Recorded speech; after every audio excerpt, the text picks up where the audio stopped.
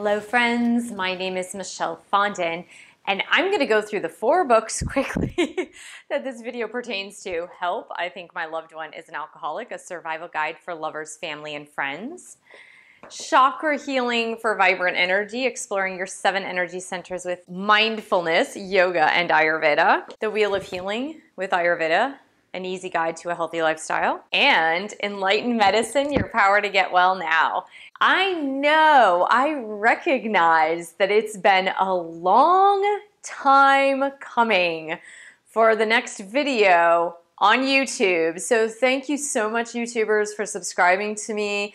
Thank you for your patience. Thank you for watching old videos before the new videos come out. And there is a very valid reason why I have been refraining from posting videos on YouTube. So there's been a lot going on in my personal life, and it just wasn't the time to be posting videos because with you guys, I like to be transparent, open, and vulnerable. And I felt that with what was going on in my personal life, that I couldn't be that with you. And so now that things in my personal life are coming to a close in the turmoil and tragedy of what has been happening, now I feel like I can start opening up to you guys again, and just know that throughout the next several videos, I'll be sharing bits and pieces of my journey with you throughout the past several months, and just the personal transformations that I've gone through as well. And that's why the title of this video is Awakening to Yourself, because honestly, for the past few months, I have truly been awakening to myself. And I know that it seems like in viewing past videos, it might just seem like, well, Michelle, you've already gone through just spiritual awakening. You're a spiritual teacher, you're an author, you teach about spirituality and health and wellness and love and relationships. But our growing is never stopped. You can never stop your own growing unless if you're dead. And even then, your spirit continues to grow and soar and move beyond. So our growing is never, ever done. I have been going through this personal transformation in the midst of tragedy, in the midst of a lot of uncomfortable things happening to me that I didn't want to happen, but that happened anyway. It's kind of like you're having a conversation with God and you're like, God, I really want to be an enlightened being. I want to awaken. I want to be this spiritual being. I want to help the world. I want to give my spiritual gifts to the world. And God says to you, really? Do you really want to do that? And you're like, yes, please, let me do it. I want to do it. I really want to do it. And God's like, are you sure you want to do this? And you're like, yeah, totally. I want it. I want to be awakened. I want to be enlightened. I want to have this spiritual awakening. And God says, okay, you asked for it. And then God gives you a lot of crap to deal with. And that's actually what has been happening in my life. And I feel that as I've been evolving on this spiritual path for the last, I don't know, the last 18, 19 years, I feel like it had been time for a while for my spiritual journey to be taken to the next level, and I didn't understand how that was going to happen. It happened in a way that I really didn't think that it would happen, nor did I anticipate the things that were occurring in my life to happen in the way that they did, but they did. And the result is I have a greater spiritual awareness and a spiritual awakening as a result of it. Now, it's not easy. It's not easy to go along this spiritual path and have yourself being squeezed into a new mold. And that's really what it feels like sometimes when you are dealing with all this crap in your life and these things that you don't want to deal with. And it seems like when you're going through this spiritual awakening that all this stuff keeps piling onto you and you're like, oh my gosh, I'm drowning and I just need to be able to take a breath. I need to go above water and be able to take a breath, and I can't take a breath right now and it's suffocating me and I'm drowning and I can't do this anymore and I can't believe this is happening. And for me, it felt like that for a really long time. It felt like the world was ending for me. It felt like I was suffocating, I was drowning, and everything was literally being piled up one after the other being stacked up, and I felt that I couldn't handle it. And in another video, I'm going to talk more about leaning on God in every storm, through every storm. In this video, I'm just talking more about your own spiritual awakening, or awakening to yourself, and the enlightenment that comes when you awaken to yourself.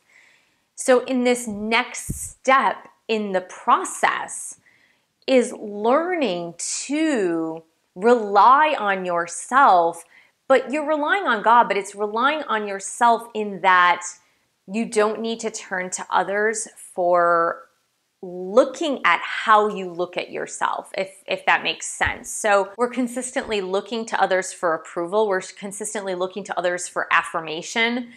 We're consistently looking toward objects or things or people and saying to ourselves, I really can't be truly happy or enlightened or awakened or feeling good about myself and good about my life until these people in my life do A, B, C, and D, or the circumstances change and so that I can do A, B, C, or D, or the money comes in, or I get that job, or I get that special person who I love to love me back.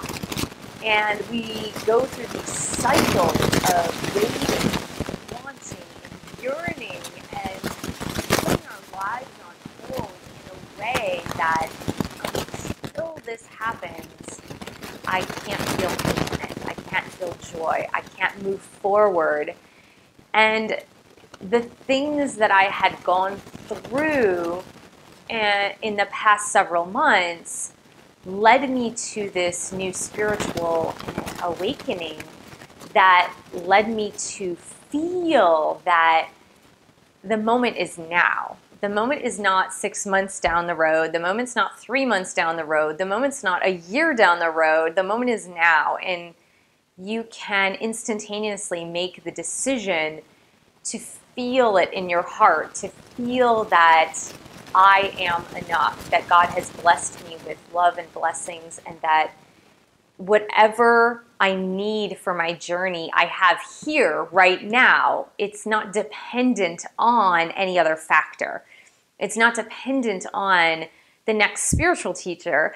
It's not dependent on that person loving me back. It's not dependent on if the money comes through, or if the job comes through, or if this person gets sober, for example.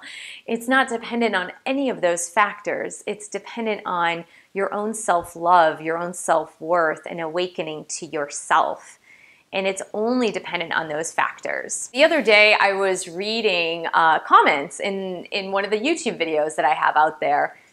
And it was, I can't even remember what video, it was something along the lines of what to do if your alcoholic loved one relapses in early sobriety, which is fairly common. It's common if you have an alcoholic loved one, an addict loved one, and when they're in early sobriety, it's fairly common for them to relapse back into drinking or drugging because it's such a hard journey to manage.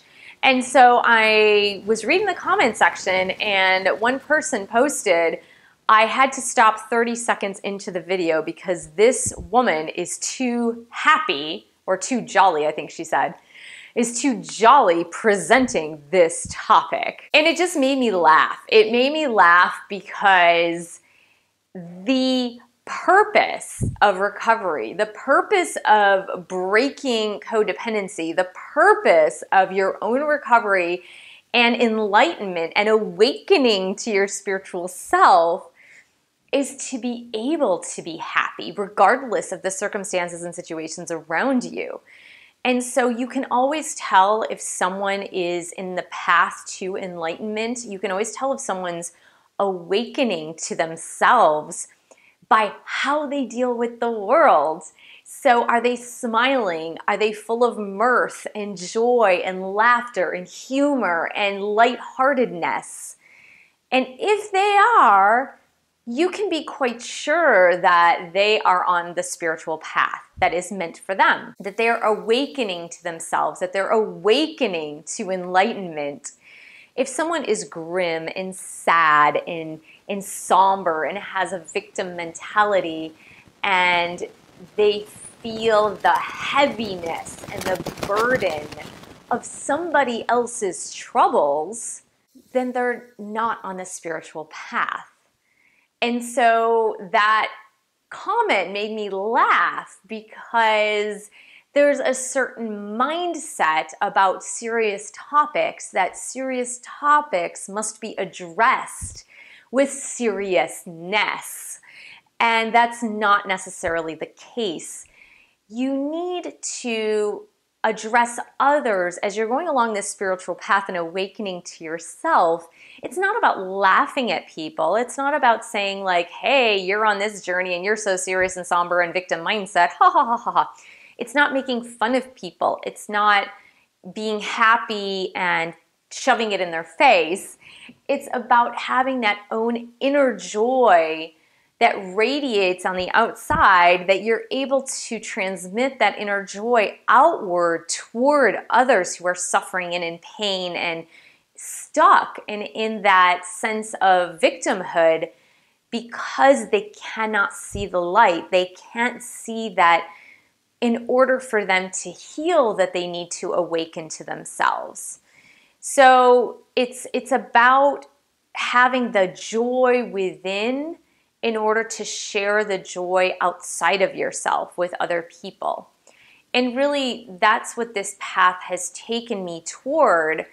And I've always been a joyful person. I've always been smiling and laughing at myself mostly, and laughing at my lack, and laughing at my impatience, and laughing at all of my faults, and the way that I am in life, and that I'm not always the most patient person, and I want things to progress quicker, and I see things, and I'm like, let's go do this. And the world doesn't necessarily work like that.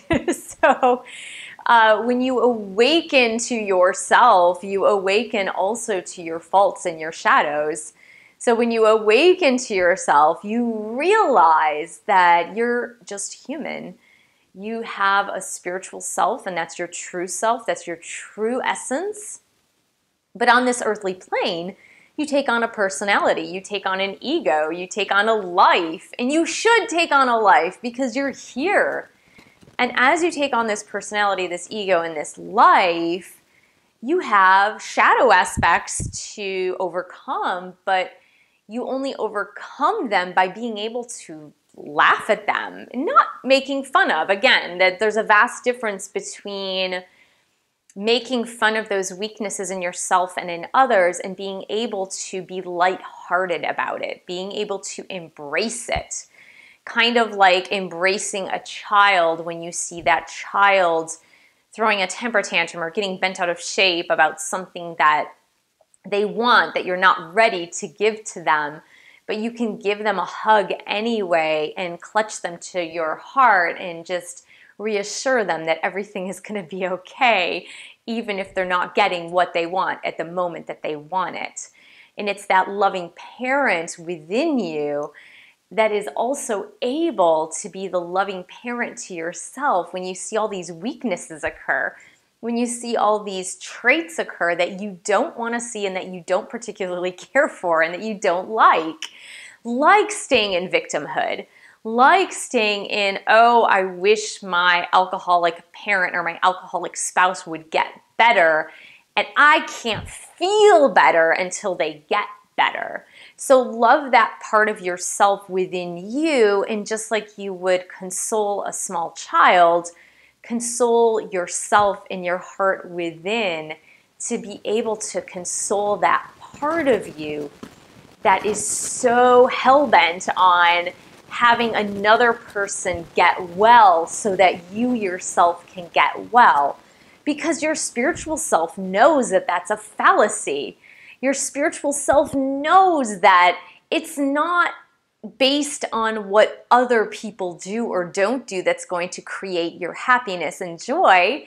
It's based on your own perception of yourself and finding the joy within you, being able to connect to your spiritual self, being able to connect to your higher power, being able to connect to God and spirit, and universal consciousness to be able to bring you the joy and the harmony and the peace that you so desperately seek within. So that's really what awakening to yourself is all about. It's all about you finding you without necessarily having everything aligned in the world around you. Because if you were to wait for the world around you to be aligned, you would never find the inner peace that you seek, because you can't control the universe. You can't control how other people are going to act or react to you. You can't control how other people are going to respond to you, or what they think of you, or what they think about you. You're never going to feel the inner peace and harmony and joy when you are basing your harmony, peace, and joy on rectifying things that have happened in your past.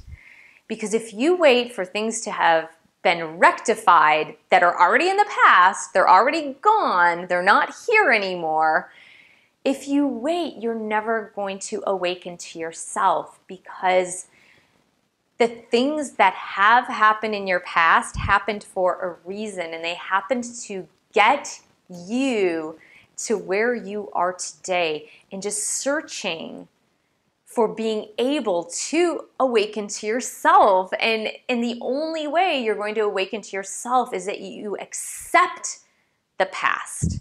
You accept that what has happened in my past happened to get me to where I am today, in order to move forward into the light, into a more spiritual awakening.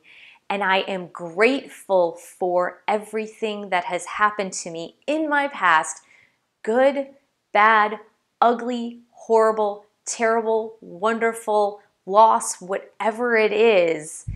Hold that gratitude in your heart for what has happened. Hold the gratitude in your heart for that spouse that's still an alcoholic.